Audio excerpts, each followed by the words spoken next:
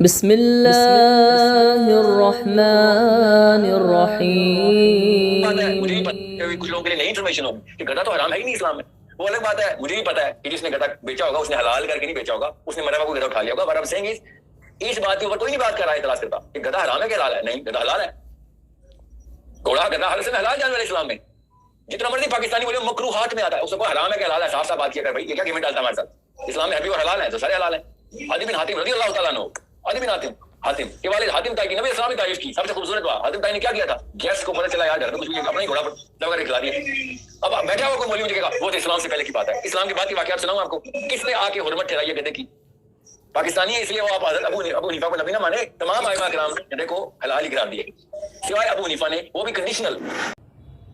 السلام علیکم ورحمۃ اللہ وبرکاتہ۔ اللہم صلی علی محمد وعلی آل محمد۔ ناظرین و سامعین اکرام، آج کل کچھ جہلا ایسے ہیں جن کا تعلق نہ قرآن سے ہے، نہ حدیث سے ہے، نہ اسلامی تعلیمات سے ہے، نہ احکامات سے ہے، نہ شریعت سے ہے۔ اسلامی تعلیمات سے کچھ واقف نہیں ہے، لیکن بڑے بڑے مسائل کو حل کرنے کے لیے بیٹھتے ہیں اور اپنی جہالت کا اظہار کرتے ہیں۔ کمبختی تو ان لوگوں کے لیے ہے کہ جو ایسے لوگوں کو سنتے ہیں اور مسائل بھی ایسے ہی لوگوں سے پوچھتے ہیں، علماء سے دور ہیں، علماء کو سنتے نہیں اور گمراہی میں چلے جاتے ہیں۔ ایک جاہل شخص گمراہ ہے، گمراہ گر بھی ہے، لوگ اس کی صحبت میں رہ کر وہ بھی گمراہ ہو جاتے ہیں۔ اگر گمراہی سے بچنا ہے تو علماء حق کی طرف آئیں، صحیح عالم سے، مفتی سے سوالات کریں اور ان سے تعلیمات سیکھیں،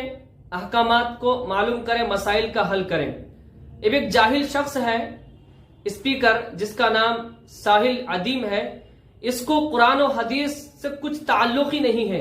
ایسے لوگ ہیں کچھ کہ جن کو تعوذ تسمیہ تک نہیں معلوم، نہ یہ پڑھنے آتا ہے نہ یہ جانتے ہیں، قرآن و حدیث سے ایک مسئلہ نہیں نکال سکتے، یہ ایک عبارت نہیں پڑھ سکتے۔ ایسے جاہل لوگ ہیں لیکن بڑے بڑے مسائل کو حل کرنے کے لیے بیٹھتے ہیں اور الزامات لگاتے چلے جاتے ہیں۔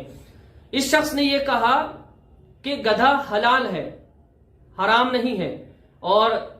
اس نے یہ کہا کہ چاروں مسالک میں سے 3 مسالک کے ائمہ کے پاس، یعنی امام الشافعی، امام احمد بن حنبل، امام مالک، ان کے پاس گدھا جو ہے حلال ہے، اور امام ابو حنیفہ کے پاس یہ ہے، انہوں نے جو اس کو مکروہ قرار دیا، ناجائز قرار دیا ہے۔ یہ جھوٹ ہے۔ سب سے پہلے تو میں اس کو کلیئر کر دوں، یہ جھوٹ ہے بالاجماع، چاروں ائمہ کے نزدیک، چاروں مسالک کے نزدیک گدھا بالکل حرام ہے۔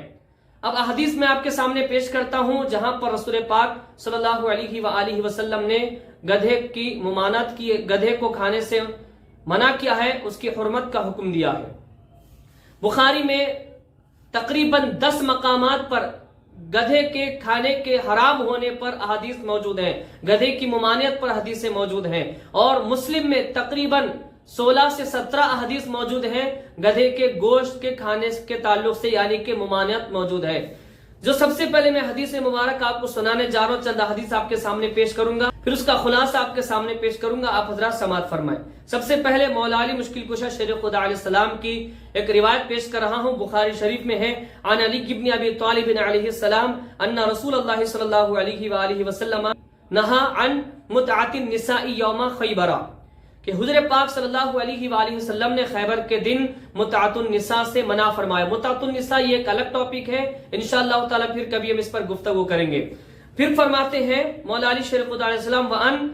اکل لحوم الحمر الانسیتی، اور پالتو گدھے کے گوشت کے کھانے سے بھی منع فرمایا۔ یعنی رسول اللہ صلی اللہ علیہ وآلہ وسلم نے خیبر کے موقع پر 2 چیزوں سے منع فرمایا، ایک متعۃ النساء سے منع فرمایا، دوسرا گدھے کے گوشت کے کھانے سے منع فرمایا۔ اب رسول اللہ صلی اللہ علیہ وآلہ وسلم خود منع فرما رہے ہیں، حرام قرار دے رہے ہیں، تو اب کوئی شخص اگر کہے گا حلال ہے تو وہ گدھے کھا کر اس کا دماغ بھی گدھے کے جیسا ہو گیا ہے، اسے حق بات کچھ سمجھ میں نہیں آتی۔ پھر دوسرے مقام پر بخاری میں ہی موجود ہے، عن انس بن مالک رضی اللہ عنہ ان رسول اللہ صلی اللہ علیہ وآلہ وسلم جاءہ جائم، حضرت انس بن مالک رضی اللہ عنہ سے روایت ہے، وہ فرماتے ہیں کہ بے شک رسول اللہ صلی اللہ علیہ وآلہ وسلم کے پاس ایک آنے والے شخص آئے، فقال، اور آ کر عرض کرتے ہیں، اکلت الحمر، کہتے ہیں کہ گدھے کھائے جا رہے ہیں، فسکتا، یہ بات سن کر حضور پاک صلی اللہ علیہ وآلہ وسلم خاموش رہے، خاموشی اختیار فرمائے۔ ثم اتاہ الثانیۃ، پھر وہ دوسری مرتبہ آئے وہ شخص، فقال، اور عرض کیے، اکلت الحمر، کہ گدھے کھائے جا رہے ہیں، فسکتا، دوسری مرتبہ بھی رسول اللہ صلی اللہ علیہ وآلہ وسلم خاموشی کا مظاہرہ فرمائے، خاموش رہے، کوئی جواب نہیں دیے۔ ثم اتاہ الثالثہ، پھر وہ تیسری مرتبہ آئے، فقال، اور عرض کیے، افنیت الحمر، کہ گدھے ختم ہو گئے، گدھے ختم ہو گئے، ختم ہو رہے ہیں۔ فامر منادیا فنادا فی الناس، یعنی پکارنے والے کو، اعلان کرنے والے کو رسول اللہ صلی اللہ علیہ وآلہ وسلم نے حکم دیا کہ وہ اعلان کرے اس بات کا، ان اللہ ورسولہ، صرف رسول اللہ صلی اللہ علیہ وآلہ وسلم کی بات نہیں بلکہ اللہ تعالیٰ کی بھی بات ہے کہ بے شک اللہ اور اس کے رسول صلی اللہ علیہ وآلہ وسلم ینہیانکم، کہ تم کو منع کرتے ہیں، روکتے ہیں، عن لحوم الحمر الاہلیتی، کہ پالتو گدھوں کا گوشت کھاؤ، یعنی کہ پالتو گدھوں کے گوشت کو کھانے سے اللہ اور اس کے رسول صلی اللہ علیہ وآلہ وسلم تم کو منع کرتے ہیں۔ فأکفئت القدور وَإِنَّهَا لَتَفُورُ بِاللَّحْمِ، کہ